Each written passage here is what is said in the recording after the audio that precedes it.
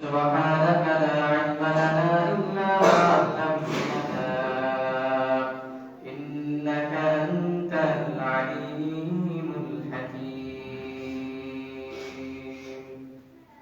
সম্মানিত উপস্থিতিবৃন্দ, রব্বুল আলামিনের দরবারে অসংখ্য অগণিত শুকর জ্ঞাপন করছি, যার দয়া মায়া ভালোবাসায় আমরা এক সপ্তাহ ধরে আবারও সালাতুল জুমা আদায় করার জন্য অত্যন্ত মনোমুগ্ধকর পরিবেশে শান্তশিষ্ট অবস্থায় সুস্থ শরীরে সুস্থ মনে মসজিদে এসে নামাজের সামনে রেখে আমরা মসজিদে উপস্থিত হওয়ার তৌফিক প্রাপ্ত হয়েছি। এজন্য আমরা সবাই আপনার অন্তঃস্থল থেকে শুকর আদায় করি, আলহামদুলিল্লাহ।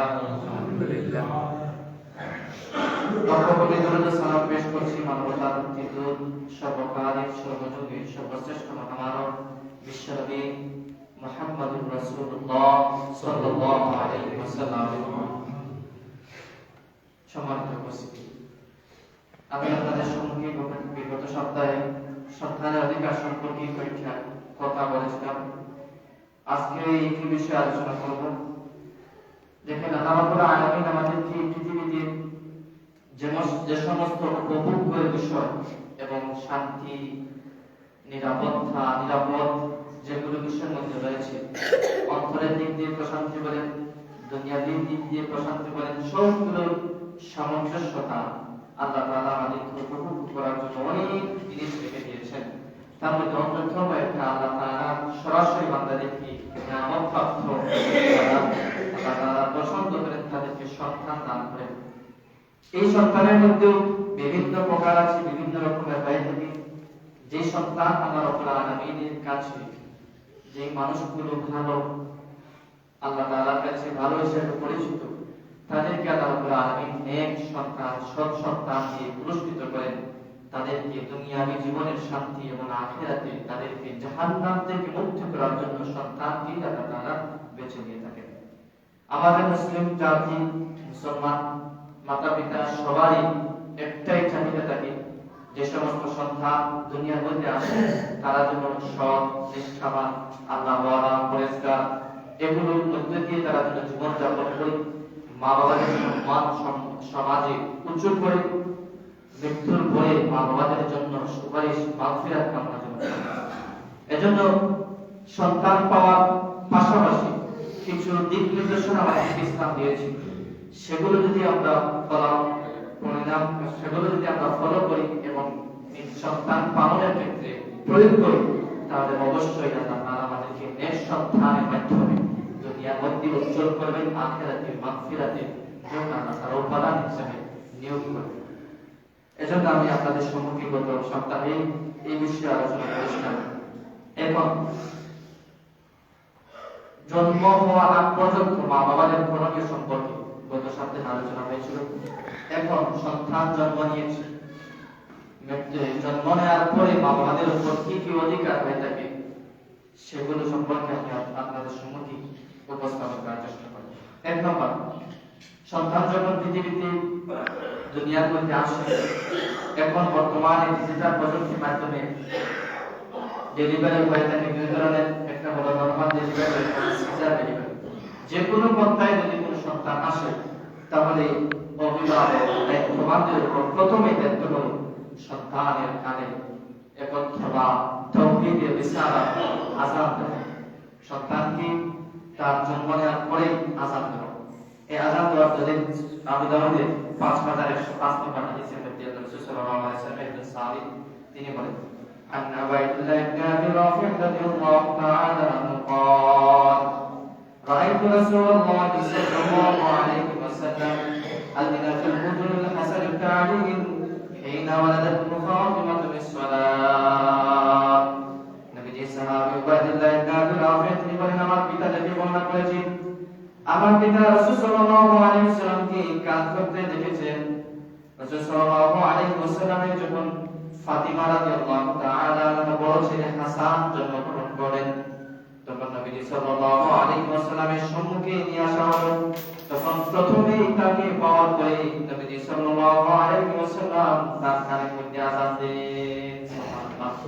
অর্থাৎ নামাজের মতো আযান, যেভাবে আযান দেওয়া হয় আমরা নামাজের জন্য রাখি, একামত এভাবে ডান কানে আযান আযান মাঝখানে একামত, এভাবেই সন্তানের ভিতরে বুদ্ধি পৌঁছে দেওয়া। এখানে বিশেষজ্ঞদের মতে প্রথমে আযানের কথা কেন বলা হলো? কারণ কোন সন্তান যখন জন্ম নেওয়ার পরে পৃথিবীতে চলে আসে, তখন শয়তান তার দলে অন্তর্ভুক্ত করার জন্য, এই সন্তানকে কাবু করার জন্য শয়তান বিভিন্ন রকমের প্রপাগান্ডা, বিভিন্ন দিক দিয়ে আঘাত করতে থাকে ওই সন্তানের উপর। ওই সময় যদি তার কানে আযান একামতের বাণী শুনিয়ে দেওয়া হয়, তখন শয়তানের দলে অন্তর্ভুক্ত করা থেকে সন্তানকে চিরতরে মুক্তির একটা মাধ্যম হলো আযান। এজন্য রাসূল সাল্লাল্লাহু আলাইহি ওয়াসাল্লাম বলেছেন, সন্তান জন্ম নেওয়ার পরেই দায়িত্ব হলো আযান দেওয়া, যত তাড়াতাড়ি হয় তত তাড়াতাড়ি। এজন্য প্রথমে আমাদের দায়িত্ব হলো জন্ম নেওয়ার পরে আযান দেওয়া। 2 নম্বর হলো তাহনিক করা। তাহনিক এই শব্দটি আমাদের মধ্যে হয়তো নতুন লাগছে, কিন্তু শরীয়তের মধ্যে এটা অত্যন্ত গুরুত্বপূর্ণ একটা বিষয়। সেটা হলো রাসূল সাল্লাল্লাহু আলাইহি ওয়াসাল্লাম তাহনিক করার জন্য বলেছেন। এই তাহনিকের পরিভাষা সংজ্ঞাবদ্ধ এলাকার মধ্যে যে মানুষরা বুজুর্গ, অর্থাৎ আমরা আলিম, বড় আলিম, আল্লাহ ওয়ালা পরহেজগার, ওই ব্যক্তির কাছ থেকে খেজুর দিয়ে ওই ব্যক্তির লালায়িত মুখে খেজুর চাবানো, ওই খেজুরটা সন্তানের মুখে থামের মধ্যে লাগিয়ে দেওয়া, এটা হলো তাহনিক। আসলে আমরা দলিলের মধ্যে যাই। সহিহ বুখারী 5466 নম্বর হাদিসে রাসূল সাল্লাল্লাহু আলাইহি ওয়াসাল্লাম সাহাবী বলেন, عن ابي موسى رضي الله تعالى عنه قال ولد لي غلام فاتيت به النبي صلى الله عليه وسلم। আবু মুসা আশআরী রাদিয়াল্লাহু তাআলা বলেন, আমার একটি সন্তান দুনিয়ার মধ্যে জন্ম নিল, অতঃপর রাসূল সাল্লাল্লাহু আলাইহি ওয়াসাল্লামের কাছে আমি নিয়ে আসলাম। ফাসাম্মাহু ইব্রাহিম, আমার সন্তানের নাম রাখলেন ইব্রাহিম। ফাহান্নাকাহু বিতামরাতিন, তখন রাসূল সাল্লাল্লাহু আলাইহি ওয়াসাল্লাম খেজুরের মাধ্যমে আমার সন্তানের তাহনিক করলেন। ওয়াদাআ লাহু বিল বারাকাত ওয়া দাফাহু ইলাইয়া ফাকানা আকবারু ওয়ালিদা আবি মুসা আশআরী রাদিয়াল্লাহু তাআলা। নবীজি সাল্লাল্লাহু আলাইহি ওয়াসাল্লামের সাহাবীরা আমার সন্তান নিয়ে আসার পরে নবীজি সাল্লাল্লাহু আলাইহি ওয়াসাল্লাম সন্তানের জন্য তিনটা কাজ করেন। এক নাম্বার ফাসাম্মাহু ইব্রাহিম, ইব্রাহিম বলে নাম রাখলেন। 2 নাম্বার ফাহান্নাকাহু বিতামরাতিন, এরপরে খেজুরের মাধ্যমে তিনি তাহনিক করলেন। 3 নাম্বার ওয়াদাআ লাহু বিল বারাকাত, বরকতের জন্য আমার সন্তানের জীবন যাপনে সমস্ত বিপদ আপদ আছে সেগুলো থেকে রক্ষা করার জন্য, সন্তানের জীবন চালানোর ক্ষেত্রে যে সমস্ত জিনিসের প্রয়োজন সব কিছু দেওয়ার জন্য যদি আল্লাহ তাআলার জন্য আমার সন্তানের জীবনে বরকত দিয়ে থাকেন, এজন্য রাসূল সাল্লাল্লাহু আলাইহি ওয়াসাল্লাম সন্তানের জন্য দোয়া করেছেন। ওয়াদাফা'াহু ইলাইয়া, এরপরে আমার রাসূল সাল্লাল্লাহু আলাইহি ওয়াসাল্লাম সন্তানকে দিয়ে দিলেন। ওয়া কানা আকবার ওয়ালিদা আবি মুসা, আবু মুসা বলেন আমার এই প্রথম সন্তান, বড় সন্তানের ব্যাপারে রাসূল সাল্লাল্লাহু আলাইহি ওয়াসাল্লাম করেছেন। সুবহানাল্লাহ। অর্থাৎ রাসূল সাল্লাল্লাহু আলাইহি ওয়াসাল্লামের কাছে নতুন নবজাতক শিশু নিয়ে আসা হলো, তখন রাসূল সাল্লাল্লাহু আলাইহি ওয়াসাল্লাম তা তিনটা কাজ করেন। 1 নাম্বার আল্লাহর নাম রাখলেন ইব্রাহিম, 2 নাম্বার তাহনিক করলেন খেজুরের দ্বারা, 3 নাম্বার তার জন্য দোয়া করেন। এজন্য আমরা যে সমস্ত সন্তান দুনিয়ার মধ্যে এসে থাকে, আত্মীয়-স্বজনের হোক, নিজের হোক, পরিবারের হোক, তখন আমাদের এরকম কাজ একজন ভালো বুজুর্গের মাধ্যমে একটা অর্থ সহকারে ভালো অর্থবোধক নাম দেখে নাম রাখা, তাহনিক করা এবং ওই বুজুর্গের মাধ্যমে সন্তানের জীবন পরিচালনার জন্য যে সমস্ত জিনিসের প্রয়োজন সেগুলো থেকে আল্লাহ তাআলা বরকত দিয়ে থাকেন। এজন্য ওই বুজুর্গের মাধ্যমে সন্তানের জন্য দোয়া করা, এটা রাসূল সাল্লাল্লাহু আলাইহি ওয়াসাল্লামের কাছ থেকে আমরা পেয়েছি। আল্লাহ তাআলা আমাদেরকে তৌফিক দান করেন, সুবহানাল্লাহ, আমিন। এরপরে 3 নাম্বার অন্তরা তাকে দেখে তার অভাবে সাগর থেকে দোয়া করা। অর্থাৎ একজন মানুষের ঘরে সন্তান হয়েছে, হোক ছেলে হোক মেয়ে, যেই বাবা করে যেই মা করে সন্তানটা জন্ম নিয়েছে, ওই বাবাকে ওই মাকে অন্যান্য যারা আছে পরিবারের বাড়ির আশেপাশে প্রতিবেশী যারা আছে তারা যেন ওই বাবা মাদেরকে স্বাগত জানায়, এটা হলো ইসলামিক রীতি। আবু দাউদের 5106 নম্বর হাদিস, عن عائشة رضي الله تعالى عنها قالت كان رسول الله صلى الله عليه وسلم يؤتى بالصبيان فيدعو لهم بالبركة ذات يوسف ويحنكهم ولم يذكر بالبركة। عائشة رضي الله تعالى عنها বলেন রাসূল সাল্লাল্লাহু আলাইহি ওয়াসাল্লাম তাদের কাছে যখন কোন সন্তান নিয়ে আসা হতো তখন নবীজি তাদের সন্তানের জন্য দোয়া করতেন এবং মা বাবাদের জন্য রাসূল সাল্লাল্লাহু আলাইহি ওয়াসাল্লাম দোয়া করতেন। সুবহানাল্লাহ। এটা হলো নবীর শিক্ষা। সন্তানের জন্য দোয়া করতেন, মা বাবার জীবনে যেন আরো বরকত আসে এবং সন্তান লালন পালনের ক্ষেত্রে যেন সঠিক পথ অবলম্বন করে সেই তৌফিক চেয়ে আল্লাহ রাসূল সাল্লাল্লাহু আলাইহি ওয়াসাল্লাম মা বাবার জন্য দোয়া করতেন এবং সন্তানকে ধৈর্য ধারণ করার যে ফজিলত রয়েছে সেগুলোর মর্যাদা রাসূল সাল্লাল্লাহু আলাইহি ওয়াসাল্লাম মা বাবাদেরকে শোনাতেন। এই হাদিস থেকে আমরা একটা কথা, অর্থাৎ কোন সন্তান যদি দুনিয়ার মধ্যে আসে, মা বাবাদেরকে অবশ্যই মা বাবাদেরকে স্বাগত জানানো, তাদেরকে ধৈর্য ধারণ করা এবং তাদেরকে খুশি আনন্দে বেঁধে ওঠা, এটা হলো নবীর পদ্ধতি। কিন্তু আমাদের মধ্যে একটা দেখা যায় উল্টো, যার সন্তান হয় সে আরো মিষ্টি খাওয়াবেন, তাহলে ওকে আর স্বাগত দেয় না। তো পরিবারের অন্যান্য মানুষজন সন্তান বাবাদেরকে মাদেরকে যেন মিষ্টি খাওয়ান, এটা রাসূল সাল্লাল্লাহু আলাইহি ওয়াসাল্লামের সুন্নাহ। অনেক বর্ণনায় আসছে আন আবু সুফিয়ান রাহিমাহুল্লাহ আন্নাহু কান ইযা আনা বিমাউলুদি قال جعل الله مباركا عليك وعلى أمة محمد। আবু আইয়ুব সুফিয়ানি রাহিমাহুল্লাহ বলেন, যখন কোন সন্তান নিয়ে আসা হতো তখন তিনি তার সন্তানের জন্য এবং সমস্ত উম্মতে মুহাম্মাদের জন্য তিনি দোয়া করতেন। এটা বড় আলিম তিনি বলেছেন। এরপর আসে 4 নম্বর আকিকা। আকিকা আমাদের সবারই পরিচিত আছে, যেটা আমরা করে থাকি। এই আকিকার সংক্ষেপে মাসলা একটা বলি, সেটা হলো যদি ছেলে সন্তান হয় তাহলে 2টা ছাগলের মাধ্যমে আকিকা করতে হবে, আর যদি মেয়ে হয় তাহলে একটা ছাগলের মাধ্যমে আকিকা করতে হবে। এটা হলো সন্তানের এটা অধিকার। এই হাদিসটা আছে সুনানে নাসাই 4220 নম্বর হাদিস। عن سمرة بن جندب عن رسول الله صلى الله عليه وسلم كل غلام دليل بعقيقته تذبح يوم سابعه ويحلق رأسه ويسمى। নবী সাল্লাল্লাহু আলাইহি ওয়াসাল্লামের সাহাবী সামরা ইবনে জুনদুব রাদিয়াল্লাহু তাআলা আনহু বলেন, রাসূল সাল্লাল্লাহু আলাইহি ওয়াসাল্লাম বলেছেন, কুল্লু গুলামিন দাদিনুন বিআকিকাতিহি, প্রত্যেক সন্তান হোক ছেলে হোক মেয়ে, সে আকিকার সাথে ঝুলন্ত অবস্থায় থাকে। তুসবাহু ইয়াওমা সাবিহি, তোমরা সন্তানের জন্মের 7 দিন সময়ে কোন প্রাণীকে জবাই করে তার আকিকা করো। 2 নম্বর ওয়াইফালাতু রাসাহু, তুমি তার মাথাকে মুন্ডন করো। 3 নম্বর ওয়াসম্মা, তার সুন্দর একটা নাম রাখো। সুবহানাল্লাহ। সামুরা ইবনে জুনদুব রাদিয়াল্লাহু তাআলা বলেন, রাসূল সাল্লাল্লাহু আলাইহি ওয়াসাল্লাম বলেছেন, কুল্লু গুলামিন দাহিনুন বিআকিকাতি, প্রত্যেক সন্তান তার আকিকার সাথে ঝুলন্ত অবস্থায় থাকে। অর্থাৎ সন্তানের যতক্ষণ পর্যন্ত আকিকা না করা হয় তখন সন্তানের কোন একটার সাথে দায়বদ্ধ থাকে। এরপরে তোমরা সন্তানের 7 দিন হোক ছেলে হোক মেয়ে, কোন একটা প্রাণী হোক, গরু হোক ছাগল, সামর্থ্য অনুযায়ী তোমরা 7 দিনের দিন আকিকা করো। এরপরে তার মাথাকে মুন্ডন করো। 3 নম্বর ওয়াইসাম্মা, তার নাম। এই 3টা দায়িত্ব প্রত্যেক অভিভাবক যারা আছে, মা বাবা বা পরিবারের আরো যারা আছে, তাদের অধিকার করে এই সন্তানের। এরপরে 2 নম্বর উদাহরণ আছে তিরমিজি শরীফে 1519 নম্বর আছে, আকিকার ব্যাপারে বলা হয়েছে।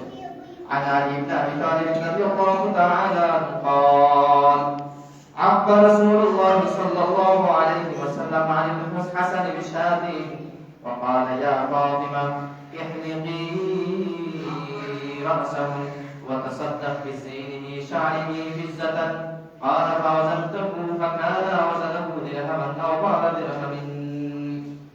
আলী ইবনে আবি তালিব রাদিয়াল্লাহু তাআলা বলেন, আমার বড় সন্তান হাসান যখন পৃথিবীতে আসলো তখন রাসূল সাল্লাল্লাহু আলাইহি ওয়াসাল্লাম হাসানের জন্য একটা ছাগল জবাই করে আকিকা করলেন। এরপরে ফাতিমা রাদিয়াল্লাহু তাআলা আনহা, তিনি আদরের মেয়ে অর্থাৎ হাসানের মাকে বললেন, তুমি তার হাসানের মাথা মুন্ডন করো এবং মাথা মুন্ডন করে তার চুল যতটুকু হবে এই পরিমাণ তুমি সদকা করো, রূপ পরিমাণ। এরপরে আলী রাদিয়াল্লাহু আনহু বলেন, ফাওজান তহু ফাকানা ওয়াজানহু দিরহামান, যখন আমরা দিরহামে আকারে তার এই মাথা মুন্ডনের চুল অবস্থানের মাধ্যমে মাপ করে রাস্তা দিয়েছি। এখান থেকে আমরা বললাম রাসূল সাল্লাল্লাহু আলাইহি ওয়াসাল্লাম শুধু কথার মাধ্যমে বলেন নাই যে করো, তিনি কাজের মাধ্যমে ঘটিয়ে দেখেছেন যে হ্যাঁ এটা করাই লাগবে। এজন্য আমাদের প্রত্যেক অধিকারী মা বাবার জন্য, অভিভাবকদের জন্য দায়িত্ব হলো সন্তান জন্ম নেওয়ার পরে তার অন্যতম একটি অধিকার হচ্ছে মা বাবাদের উপর সামর্থ্য অনুযায়ী সন্তানের নাপিত করা, প্রত্যেকেই করার ইচ্ছা রাখবেন। এরপরে ৫ নম্বর, সুন্দর নাম রাখা। এই নাম রাখার ক্ষেত্রে বর্তমান সমাজে অনেকে ফলো করে থাকে, অনেকে নায়ক নায়িকার নাম রেখে থাকে, অনেকে আরো যারা আছে মানে আনকমন, ইসলামের সাথে কোনো সামঞ্জস্যতা নাই, নামের নাম শুনলে ও ছেলে মুসলমান না অন্য ধর্মের মানুষ বুঝা যায় না, অথচ নামের মধ্যে মুসলমান হিন্দু অন্যান্য ধর্মাবলম্বীর পরিচয় হয়ে থাকে। মুসলমানদের নাম হবে অবজুদ্ধ, মুসলমানদের নাম হবে অর্থবহ, মুসলমানদের নাম হবে তার নামের মধ্যে একটা রুহানিয়ত পাওয়া যাবে, এরকম নাম হবে।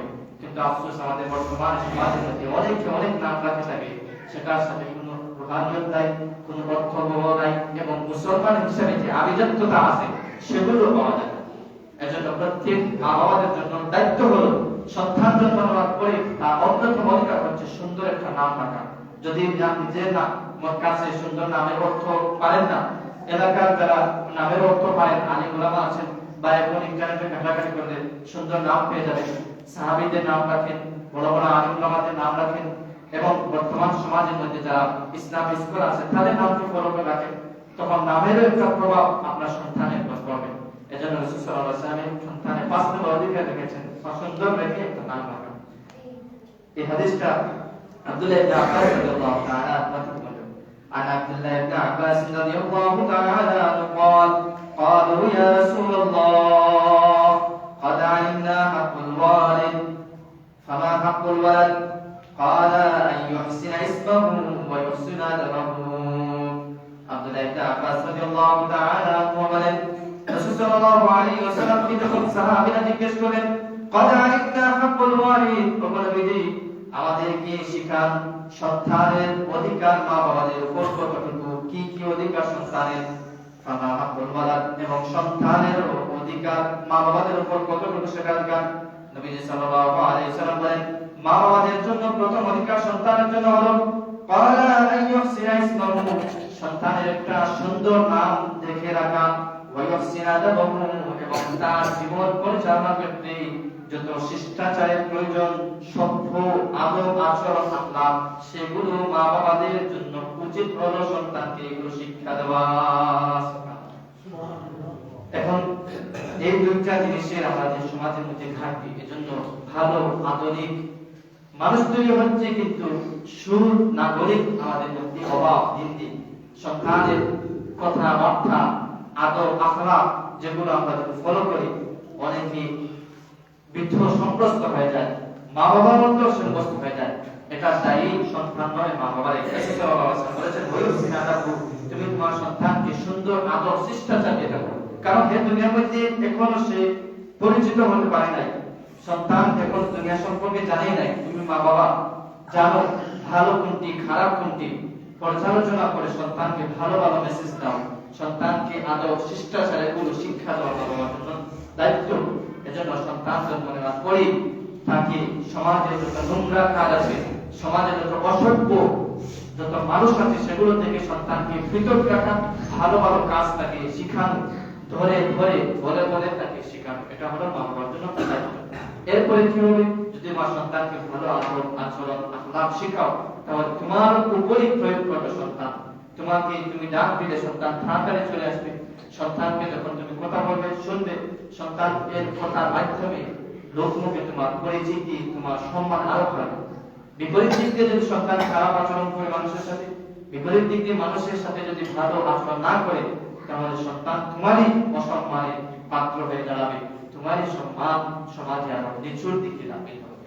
এজন্য প্রথমে দায়িত্ব হলো সন্তান জন্মগ্রহণ করাই দায়িত্ব নয়, আরো দায়িত্ব যেগুলো আছে তার মধ্যে অন্যতম একটা হলো সন্তানকে ভালো আদব আখলাক চরিত্র দেওয়া। বর্তমানে টিভি মোবাইল ডিভাইসে যত নোংরামি কাজ আছে সেগুলো থেকে সন্তানদেরকে বিরত রাখা এটা অন্যতম এখন দায়িত্ব হয়ে গেছে।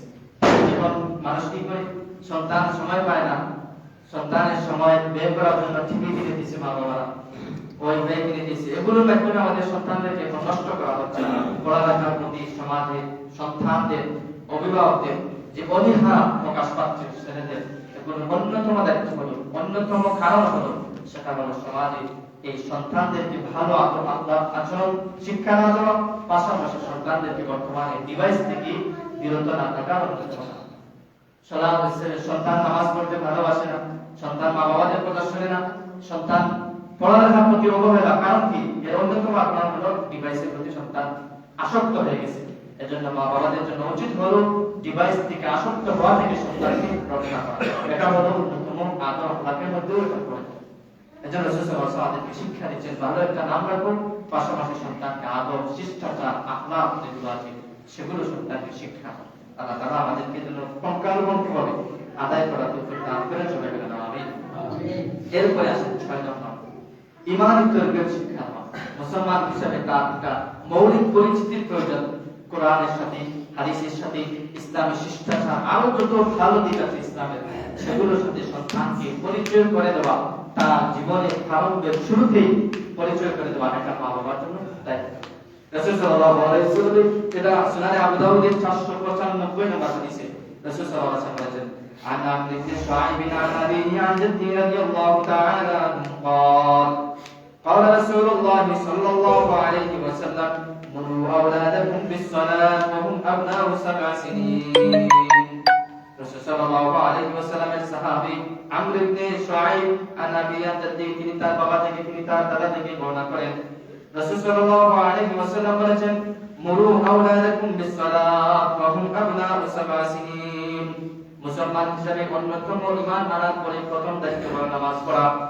সেজন্য সন্তান যখন 7 বছরে ধাবিত হয়ে যাবে, অর্থাৎ সন্তানের বয়স যখন 7 বছর চলে আসবে, তখন সন্তানকে নামাজের জন্য আদেশ দান করো। এরপরে রাসূল সাল্লাল্লাহু আলাইহি ওয়াসাল্লাম বলেন, ওয়াজরিবুহুম আলাইহা ওয়া হুম আবনাউ 10 সিনিন। যখন সন্তানের বয়স 10 বছরে পৌঁছে যাবে, যদি সন্তান নামাজ পড়তে অবহেলা করে, নামাজের প্রতি তেমন কোনো তার তৎপরতা নাই, তখন হালকা মৃদুভাবে তাকে প্রহার করো, নামাজের গুরুত্ব তাদের কানে গ্রহণ করে তুমি পৌঁছে দাও। এরপরে নবী বলেন, ওয়াফারিকু বাইনাহুম ফিল মাদাজি, এবং সন্তানের জন্য আলাদা বিছানার ব্যবস্থা করো। সুবহানাল্লাহ। রাসূল সাল্লাল্লাহু আলাইহি ওয়াসাল্লাম আমাদেরকে একেবারে খুঁটিনাটি ছোট থেকে বড় সব কিছু আমাদেরকে রাসূল সাল্লাল্লাহু আলাইহি ওয়াসাল্লাম হাতে ধরে কলমে শিখিয়ে দিয়েছেন। এর মধ্যে রাসূল সাল্লাল্লাহু আলাইহি ওয়াসাল্লাম বলেছেন, যখন তোমাদের সন্তানের, অর্থাৎ ছেলে হোক মেয়ে হোক, বয়স যখন 7 বছর চলে আসবে, তখন সন্তানকে তুমি নামাজের আদেশ করো। আসলে এরপরে যদি সন্তান অবহেলা করে, নামাজ পড়ার প্রতি কোনো ভ্রুক্ষেপ না থাকে, তাহলে সন্তানকে তুমি 10 বছর হলে সন্তানকে হালকা কিছু বিন্দু আঘাত করো, যাতে নামাজের প্রতি সে আরো সচ্ছল হয়ে থাকে। এরপরে পাশাপাশি 10 বছরের সময় সন্তানের বিছানাকে আলোক করে। রাসূল সাল্লাল্লাহু আলাইহি ওয়াসাল্লাম এই হাদিসের মাধ্যমে আমাদেরকে দুইটা শিক্ষা দিয়েছেন।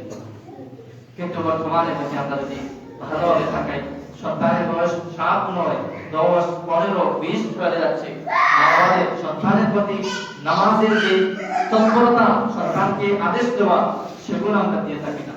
এজন্য সন্তানের এই সমাজের মধ্যে নামাজের মধ্যে, 5 ওয়াক্ত নামাজের মধ্যে ওই যাদের বয়স 50-60 হয়ে গেছে, কয়েকদিন পরে খবরে চলে যাওয়ার মতো অবস্থা, ওদেরকে নামাজের মধ্যে পাওয়া যায়, কিন্তু বর্তমান তরুণ প্রজন্ম, যুবক সম্প্রদায়কে মসজিদের মধ্যে পাওয়া যায় না।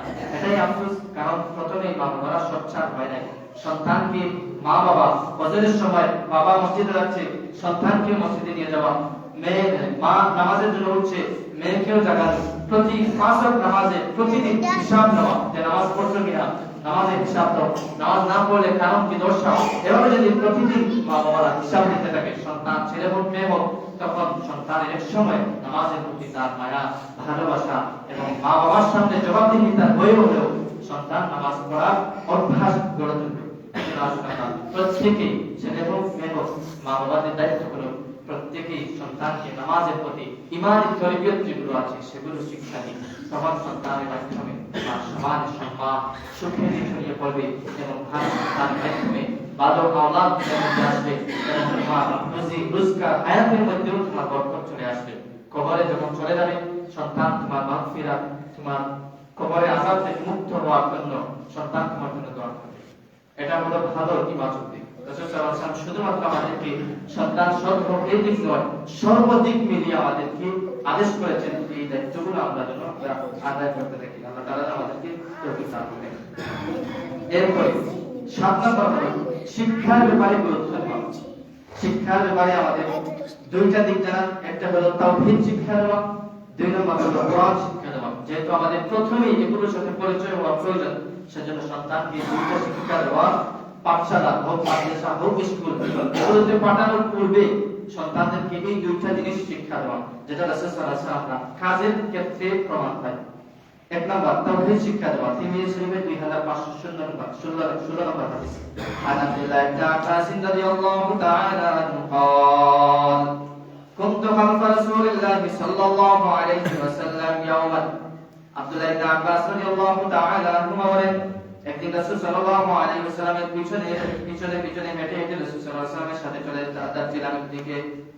فقال يا غلام إني أعلمك كلمات يحفظ الله تجد تجاهك إذا سألت فاسأل الله। রাসূল সাল্লাল্লাহু আলাইহি ওয়াসাল্লাম যেটা আব্দুল্লাহ ইবনে আব্বাস ছোট ছিলেন, 9-10 বছরের গোলাম ছিলেন, বালক ছিলেন, তখন নবী সাল্লাল্লাহু আলাইহি ওয়াসাল্লাম বলেন, ইন্নী উআল্লিমুকা কালিমাতিন, হে বালক, হে বৎস, আমি তোমাকে কিছু কালিমা শিক্ষা দেব। ইহফাজিল্লাহ ইয়াহফাজাকাল্লাহ, তুমি সেগুলো ধারণ করো, মুখস্থ করো, আল্লাহ তাআলা তোমাকে হেফাজত করবেন। ইহফাজিল্লাহ তাজিদ তুজাহাকা ইযা সাআলতা ফাসআলিল্লাহ। 1 নম্বর হলো সন্তানকে এটা শিক্ষা দেওয়া, যখন সন্তান তোমার জীবনে চলার ক্ষেত্রে অনেক জিনিসের প্রয়োজন হয়, মা আমাদেরকে বলার আগে, দুনিয়ার কোন কাজ করার আগে, ইযা সাআলতা, যখন তুমি কিছু চাইবে, ফাসআলিল্লাহ, তখন প্রথমে তুমি আল্লাহর কাছে চাও। ওয়া ইযা ইসতাআনতা, যখন তুমি কারো সাহায্যের মুখাপেক্ষি হবে, ফাসতাইন বিল্লাহ, তখন সর্বপ্রথমে আল্লাহ তাআলার সাহায্যের মুখাপেক্ষি হয়ে যাও। এরপরে রাসূল সাল্লাল্লাহু আলাইহি ওয়াসাল্লাম বলেছেন, ওয়ালাম, জেনে রাখো, আন্নাল উম্মাতা লাম ইসতামাআত আলাইয়া আলা আন ইয়ানফা'কা বিশাইইন লাম ইয়ানফা'কা ইল্লা বিশাইইন ক্বাদ কাতাবাহুল্লাহু লাক। রাসূল সাল্লাল্লাহু আলাইহি ওয়াসাল্লাম ঈমান দৃঢ় মজবুত হওয়ার জন্য আমাদেরকে শিক্ষা দিচ্ছেন, আন্নাল উম্মাতা লাম ইসতামাআত আলা আন ইয়ানফা'কা বিশাইইন, যদি সমস্ত পৃথিবীর সমস্ত মানুষ যদি একত্রিত হয়ে যায় তোমার ভালো কাজ করার জন্য, কোনো উপকার করার জন্য, লাম ইয়ানফা'কা ইল্লা বিশাইইন ক্বাদ কাতাবাহুল্লাহু লাক, আল্লাহ তাআলা তোমার ভাগ্যে যতটুকু ভালো উপকারী জিনিস লিখে দিয়েছেন ততটুকুই ওই সমস্ত উম্মত করতে পারবে, এর থেকে কম করতে পারবে না, এর থেকে বেশিও করতে পারবে না।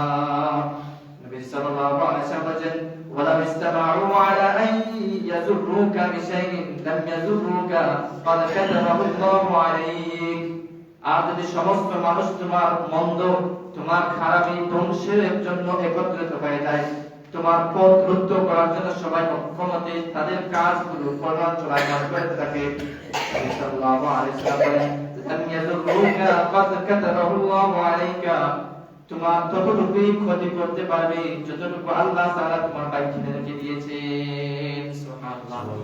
এটা আমাদের কি রাসূল সাল্লাল্লাহু আলাইহি ওয়াসাল্লাম আল্লাহ তাআলার প্রতি সুধারণা, আল্লাহ তাআলার প্রতি বিশ্বাস, আস্থার সাথে কোনো কিছু যদি আমাদের প্রয়োজন হয়, তখন সর্বপ্রথম আল্লাহ তাআলার কাছে যাব।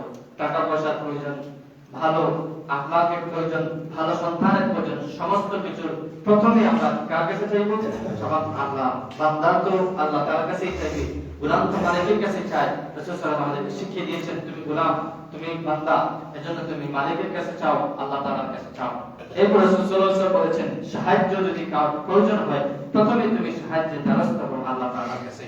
এরপরে রাসূল বলেছেন যে তোমাদের যদি সমস্ত মানুষ একত্রিত হয়ে একটা উপকারের জন্য ঐক্যমত হয়, আল্লাহ তাআলা ততটুকুই তোমার উপকার করবে যতটুকু আল্লাহ তাআলা লিখে দিয়েছেন, এর বেশিও করতে পারবে না, এর কমও করতে পারবে না। পাশাপাশি সমস্ত মানুষ যদি তোমার মন্দ, খারাপ, ধ্বংসের জন্য একত্রিত হয়ে যায়, তোমাকে বাড়ি, বিঠি বাড়া, আরো যত কিছু আছে সেগুলো করার জন্য ঐক্যমত হয়, ততটুকুই তোমার ক্ষতি করবে যতটুকু আল্লাহ তাআলা তোমার ভাগ্যে লিখে দিয়েছেন। এজন্য আমাদের ঈমানের দৃঢ়তা রাসূল সাল্লাল্লাহু আলাইহি ওয়াসাল্লাম আমাদেরকে শিক্ষা দিয়েছেন সূক্ষ্মভাবে, অর্থাৎ আমার খারাপ যতটুকু আছে আল্লাহ তাআলা ভাগ্যে লিখে দিয়েছেন ততটুকুই হবে, এর বেশিও কেউ হবে না। এজন্য দ্বীনের ক্ষেত্রে, দুনিয়ার ক্ষেত্রে যতটুকু ন্যায় নিষ্ঠার সাথে যদি আমরা হায়াত পরিচালনা করার ইচ্ছা রাখি, তখন আমাদের জীবনের মধ্যে চলার পথে বাধা আসবে, কিন্তু বাধা কতটুকু যতটুকু আল্লাহ তাআলা দেখিয়ে দিয়েছেন, এটাই মনোবল নিয়ে দুনিয়ার মধ্যে চলার প্রত্যেক মুসলমানের জন্য দায়িত্ব। আল্লাহ তাআলা আমাদেরকে সেই তৌফিক দান করুন, সবাই বলেন আমিন। দুই নম্বর, সন্তানকে কোরআন শিক্ষা দেওয়া। এই হাদিসটা এসেছে সহিহ বুখারী 5027 নম্বর হাদিস। عن عثمان بن عفان رضي الله تعالى عنه عن النبي صلى الله عليه وسلم قال خيركم من تعلم القرآن وعلمه। নবী সাল্লাল্লাহু আলাইহি ওয়াসাল্লামের সাহাবী উসমান ইবনে আফফান রাদিয়াল্লাহু তাআলা বলেন, তোমাদের মধ্যে রাসূল সাল্লাল্লাহু আলাইহি ওয়াসাল্লাম বলেছেন, খায়রুকুম মান তাআল্লামাল কুরআন ওয়া আল্লামা। তোমাদের মধ্যে যে কুরআন শিক্ষা করে শিক্ষা দেয় দুনিয়ার মধ্যে, সেই জন্য সর্বশ্রেষ্ঠ শিক্ষা গ্রহণকারী, শিক্ষা দেওয়ালা। সুবহানাল্লাহ। অর্থাৎ যে কুরআন শিক্ষা করে, যে শিক্ষা দেয়, সেই হলো সর্বোত্তম শিক্ষক, সেই হলো সর্বোত্তম ছাত্র। এজন্য প্রথমে পাঠশালা যাওয়ার আগে, অর্থাৎ স্কুলে ভর্তি করার পূর্বে, মাদ্রাসায় ভর্তি করার পূর্বে মক্তবের যেগুলো সামাজিক মক্তবের ব্যবস্থা আছে, সেগুলোতে পাঠিয়ে সন্তানকে তাওহীদ শিক্ষা দেওয়া, তাদের সন্তানকে কোরআন শিক্ষা দেওয়া, আল্লাহ এবং রাসূলের সাথে পরিচয় করে দেওয়া। এরপরে স্কুলে দেন, তখন তোমার সন্তান তোমার অবাধ্য হবে না। সব তোমার সন্তান নাস্তিক, মুরতাদ, আরো যত প্রপাগান্ডা আছে সেগুলো কাছ থেকে তার ঈমানকে হেফাজত করতে পারবে, তার হায়াতকে, তার জীবনকে হেফাজত করতে পারবে। এজন্য প্রথমে সন্তানদেরকে তাওহীদ শিক্ষা দেওয়া, পাশাপাশি কোরআন শিক্ষা দেওয়া। কোরআন যেন সহি শুদ্ধভাবে ছেলে হোক মেয়ে হোক তারা সবাই যেন পড়তে পারে, এটা আল্লাহ তাআলার রিসালাত, আল্লাহ তাআলার মেসেজ। সমস্ত মুসলমানের উপর দায়িত্ব, ফরজ হলো কোরআন দেখে দেখে শিক্ষা দেওয়া, কোরআন দেখে দেখে পড়ার মতো যোগ্যতা তৈরি করা, এবং যে সমস্ত ছোট ছোট সূরা আছে সেগুলো ইয়াদ করা, মুখস্থ করা, যাতে নামাজের মধ্যে আমরা পড়তে পারি। এজন্য প্রত্যেকের দায়িত্ব হলো মা বাবার জন্য সন্তানকে কোরআন শিক্ষা দেওয়া, তাওহীদ শিক্ষা দেওয়া। শিক্ষা দিলে লাভ হবে কি? তখন সন্তান তার আল্লাহ এবং রাসূলের সাথে পরিচয় থাকবে, সে দুনিয়ার জীবনের মধ্যে আর পথভ্রান্ত হবে না, পথভ্রষ্ট হবে না, পাশাপাশি মা বাবাদেরও প্রভাবিত হবে না। এজন্য বাবার জন্য দায়িত্ব হলো সন্তানকে কোরআন শিক্ষা দেওয়া, তাওহীদ শিক্ষা দেওয়া। আমরা যেন সবাই আল্লাহ তাআলার হুকুমে কোরআন এবং শিক্ষা দিতে পারি। এরপর আরেকটা হাদিসের মধ্যে এসেছে রাসূল সাল্লাল্লাহু আলাইহি ওয়াসাল্লাম, عن أبي رافع قال رسول الله صلى الله عليه وسلم يا رسول الله الولد علينا حق كحقنا عليه। নবীজি সাহাবী আবু রাফি রাদিয়াল্লাহু তাআলা বলেন, হে আল্লাহর রাসূল, সন্তানের জন্য আমাদের উপর দায়িত্ব কি এবং আমাদের অধিকার সন্তানের উপর দায়িত্ব কি, সেগুলো আমাদেরকে বলেন। বা সন্তানের জন্য আমাদের অধিকার আছে কিনা, আমাদের জন্য সন্তানের অধিকার আছে কিনা। রাসূল সাল্লাল্লাহু আলাইহি ওয়াসাল্লাম বলেন, ক্বালা, নবী বলেন, হ্যাঁ, হাক্কুল ওয়ালাদি আলাল ওয়ালিদ أن يعلمه الكتاب والسباحة والرمى أن يؤدبه طيبا। নবী সাল্লাল্লাহু আলাইহি ওয়াসাল্লাম বলেছেন, সন্তানের অধিকার হলো মা বাবাদের উপর। এক নাম্বার তাকে আল্লাহ তাআলা কোরআনকে শিক্ষা দেওয়া, এরপরে সিবাহা সাঁতার শেখানো, তিন নাম্বার ওয়াররামা তীর চালানো শেখানো, 4 নাম্বার আইয়ুদ্দিবাহু তাইয়িবান ভালো শিষ্টাচার আখলাক সন্তানকে শিক্ষা দেওয়া। সুবহানাল্লাহ। তাহলে দুইটা হাদিসের মাধ্যমে আমরা পেলাম আল্লাহ তাআলা কোরআন শিক্ষা দেওয়া, যাতে সন্তানের সাথে কোরআনের সাথে সন্তানের সম্পর্ক দৃঢ় হয়ে থাকে, এবং কোরআনের মাধ্যমে সন্তান তার জীবনে একটা অক্সিজেন তৈরি করতে পারে। 3 নম্বর রাসূল বলেছেন, এরপরে সিবাহা সাঁতার শেখানো। আগে ওই সময় মুসলমানদের মধ্যে ছিল, এখনো সন্তানকে সাঁতার শেখানো। এরপরে 3 নম্বর হলো তীরন্দাজি শিক্ষা দেওয়া।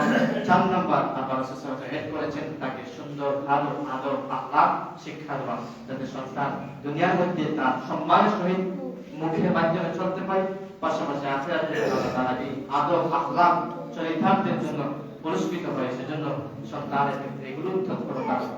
এরপরে আছে 8 নম্বর, সকল সন্তানের মাঝে হক দেওয়ার ক্ষেত্রে সমতা বিধান রক্ষা করা। এটাই আমাদের এবং সমাজের মধ্যে প্রতিটি মানুষদেরকে এই মেসেজ দেওয়া প্রয়োজন। ছেলে মেয়ে উভয় আছে, অথবা সবার কেউ ছেলে আছে মেয়ে নাই, অথবা কেউ মেয়ে আছে কেউ মেয়ে ছেলে নাই, এভাবে আল্লাহ তাআলা সাজিয়েছেন।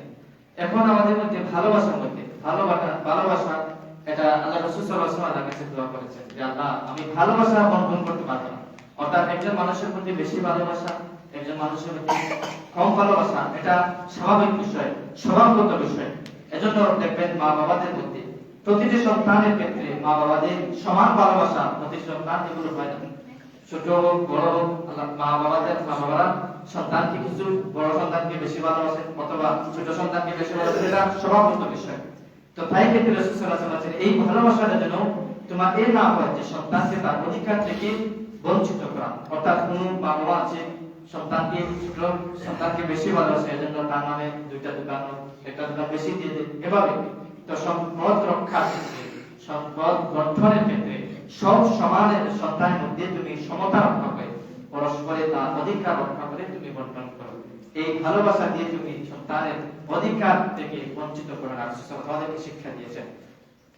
রাসূল সাল্লাল্লাহু আলাইহি ওয়াসাল্লাম সাহাবী আন-নুমান ইবনে বাশীর রাদিয়াল্লাহু তাআলা আনহু قال انطلق بأبي بحمزة إلى رسول الله صلى الله عليه وسلم قال يا رسول الله اشهد أني قد نحلت إلى نعمان كذا وكذا من ما من مالي فقال كل بينك قد نحلت مثل ما نحلت النعمان।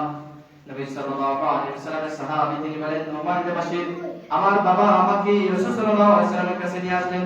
এসে জিজ্ঞেস করলেন, ইয়া রাসূলুল্লাহ আপনি সাক্ষ্য থাকেন আমি আমার নুমানের নামে এই জায়গা বা এই দোকান এগুলো আমি এটা যে দিয়েছি আমার সম্পদ থেকে। নবী সাল্লাল্লাহু আলাইহি ওয়াসাল্লাম আকুল্লুন বাইনাকা قد نحلت مثل ما نحلت النعمان।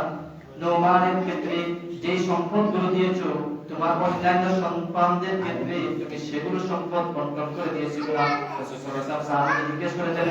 ওই সাহাবী বলেন, আল্লাহ। নবী সাল্লাল্লাহু আলাইহি ওয়াসাল্লাম উক্ত প্রশ্নের উত্তরে তিনি বলেন, না। ক্বালা ফাশহাদ আলা হাযা গায়রি। নবী সাল্লাল্লাহু আলাইহি ওয়াসাল্লাম রাগ করে বলেন, আমাকে এই ব্যাপারে তুমি সাক্ষ্য দিও না, তুমি আমাকে এই ব্যাপারে সাক্ষ্য রাখো না, অন্যকে সাক্ষ্য রাখো। অর্থাৎ সন্তানের অধিকার দেওয়ার ক্ষেত্রে তুমি প্রবঞ্চিত করেছো, তাকে অধিকার থেকে বঞ্চিত করেছো। অর্থাৎ নবী সাল্লাল্লাহু আলাইহি ওয়াসাল্লামের কথা মাধ্যমে বোঝা যাচ্ছে সন্তানকে তুমি নমানকে ভালোবাসো, এটা প্রমাণ স্বভাবগত বিষয়, কিন্তু সন্তানের অধিকারের ক্ষেত্রে তুমি কোনো ত্রুটি করবে না, কম খামসাট করবে না। প্রতিটি সন্তানের দায়িত্ব অনুযায়ী তার অধিকার তাদের কাছে পৌঁছে দেওয়া। সুবহানাল্লাহ। অর্থাৎ রাসূল সাল্লাল্লাহু আলাইহি ওয়াসাল্লামের সাহাবী আসলেন, এসে তিনি বলেন আমি ওই সন্তানকে বেশি ভালোবাসি, যেটা আমাদের সমাজে হয়ে থাকে। এসে বলছেন যে আমি আমার সন্তান ওই জিনিসগুলো আমি দিয়েছি। নবী বলেছেন যে অন্যান্য সন্তানদেরকে তুমি এইভাবে সমান দিয়েছো অন্যান্য ছেলে যারা আছে? ওই সাহাবী বলেন, না ইয়া রাসূলুল্লাহ। তো রাসূল বলেছেন তুমি আমাকে এবারে সাক্ষ্য রাখো না, অর্থাৎ আমি তোমার এই বন্ধনে দায়িত্ব নেই নাই, তোমার এই ব্যাপারে সাক্ষ্য নিব না। রাসূল সাল্লাল্লাহু আলাইহি ওয়াসাল্লাম তার এই বন্ধনে রাজি ছিলেন না, সন্তুষ্ট ছিলেন না, রাগ করে তাকে আরো কটু কথা বলেছেন। এজন্য প্রতিটি মা বাবাদের জন্য দায়িত্ব হলো সন্তানের অধিকার দেওয়ার ক্ষেত্রে সমতা বন্টন করা। ছেলের ক্ষেত্রে যেভাবে মিরাস ইসলামী দৃষ্টিকোণ থেকে যেভাবে বন্টন করা আল্লাহ তাআলা নিয়ম রেখেছেন সেই দিকে দৃষ্টি দেওয়া এবং পাশাপাশি সন্তানের অধিকার আদায়ের ক্ষেত্রে যত কিছু অধিকার রয়েছে সেগুলোর ক্ষেত্রে সমতা বন্টন করা আল্লাহ রাসূল সাল্লাল্লাহু আলাইহি ওয়াসাল্লাম আমাদেরকে শিক্ষা দিয়েছেন। আসুন আমরা সবাই সন্তানের জীবনের ক্ষেত্রে, সন্তান লালন পালনের ক্ষেত্রে ইসলামী দৃষ্টি দিয়ে তৎপর হই, তখন সন্তান হবে আমার দুনিয়ার মধ্যে নয়ন বৃদ্ধিকর এবং আখিরাতে আমার জাহান্নাম থেকে মুক্তির কারণ। আল্লাহ তাআলা যেন আমাদেরকে প্রতিটি দায়িত্ব অধিকার আদায়ের ক্ষেত্রে পুঙ্খানুপুঙ্খভাবে নিশ্চিত করার তৌফিক দান করেন। সবাই বলেন আমিন। ওয়া আলহামদুলিল্লাহি রাব্বিল আলামিন। আসসালামু আলাইকুম। সবাই